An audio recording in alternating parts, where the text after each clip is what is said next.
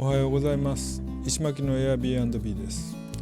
古い民家を改造したモダンなインテリアの素敵な宿でした。今日の宿泊は僕一人だったので少しだけ紹介します。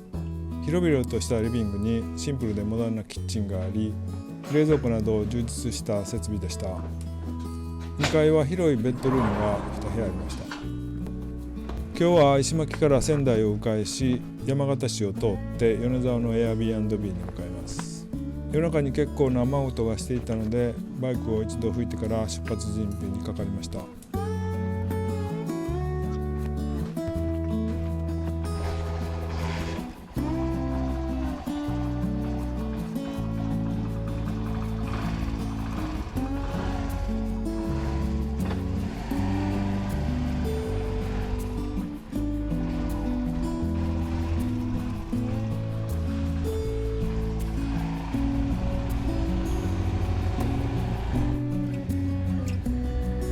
緑豊かな閑静な住宅街を抜けていき、石巻市郊外へ差し掛かるとポツポツ雨が降ってきました。仙台市郊外を抜ける頃には本降りになってきました。正直寒くなければ宇宙走行もそんなに嫌いではありません。ライダージャケットは防水なのでそのまましばらく走り、こういう時にウィンドスクリーンやレッグシールドは威力を発揮します。そのまま走っていてもあまり体には直接雨が当たらないので随分楽です。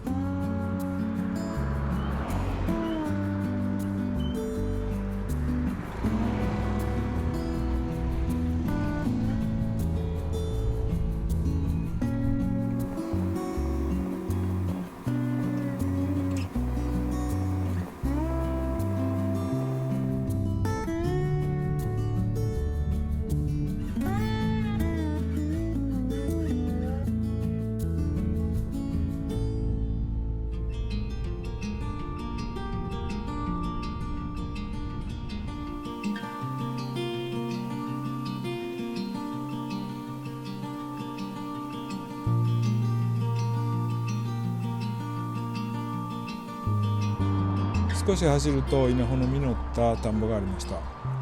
今まで原発被災地の広大な雑草地を見てきたので、やはりこういう景色を見ると素直に美しいと感じます。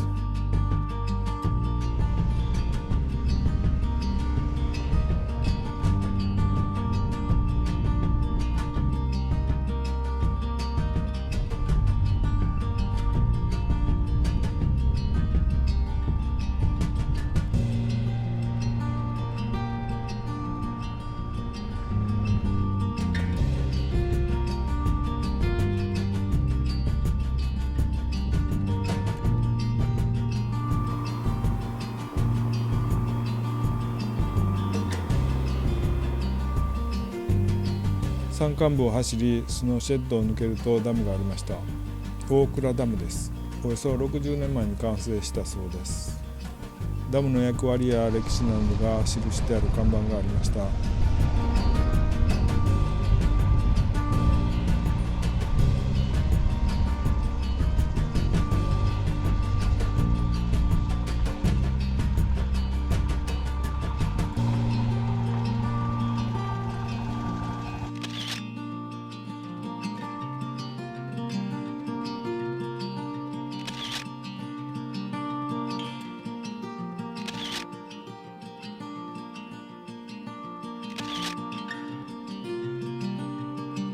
広瀬川沿いの国道48号線をひたすら山形に向かい走ります。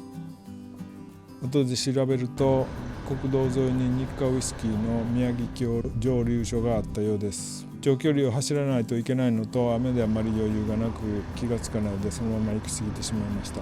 痛恨の極みです。バイクだから飲めなかったですけれどもね、お土産ぐらいは欲しかったです。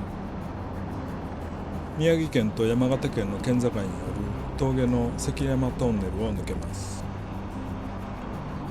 長いトンネルを抜けるとそれまで降っていた雨は止んでいて路面は乾いていました。そのまま10分も走ると青空が見えてきます。峠を境に太平洋側と日本海側の気候になるのでしょうか。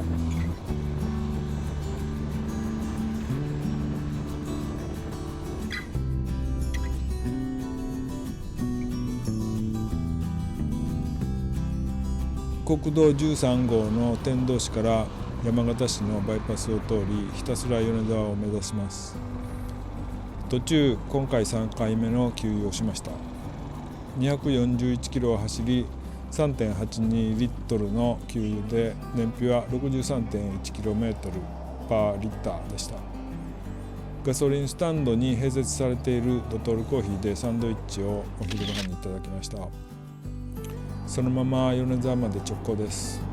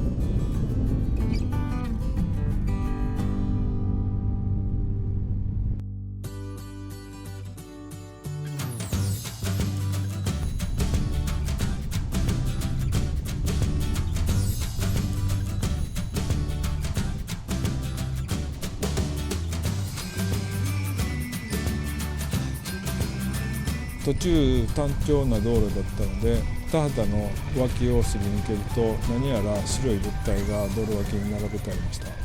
最初は何か分からなかったのですが、おそらく冬場の畑作の防寒用ビニールだと思います。それにしてもすごく大きな道路です。そうこうしているうちに Airbnb に到着です。こちらの宿は古民家を改造した保育園で大きな家なので一部分を宿で提供しておられるそうです。子どものお泊まりキャンプ会がこの日あったので可愛いお出迎えをしていただきました。日が暮れ始め仕方がないので近くのコンビニで食事を買って夕食にしました。少し歩くと米沢牛のレストランがあったのですが、今回の旅のメインディッシュにしようと思ったのですが、歩道のない暗い国道を歩くのは怖かったので諦めました。残念です。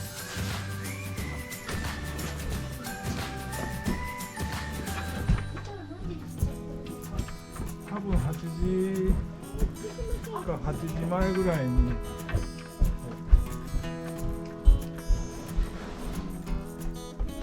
明日は米沢から新潟のフェリー乗り場へ向かいます。今回の旅もいよいよ終盤です。